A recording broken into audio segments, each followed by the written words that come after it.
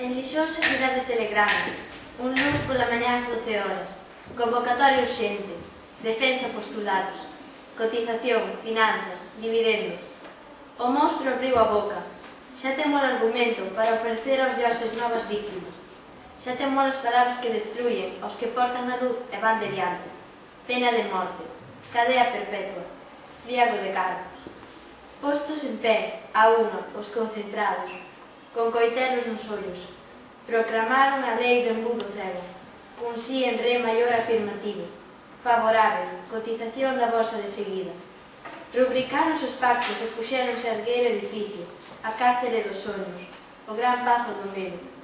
En cada pedra sangue, pinga a pinga, en cada fuste vagos e tristuras, a ira en capiteles, a estupidez en arcos. E enriba, nas alturas, deitadas sobre arenas e esperanzas, a cariátide xorda presidindo. As xentes esqueceron os seus nomes e puxeronse alcumes de combate. Só se ouvía falar do lume, e os homens que interpretan o gran libro dixeron que moi ben, que todo aquilo estaba xa previsto, e era grato ao corazón dos dioses, e tiña o visto bueno de seu Ménide.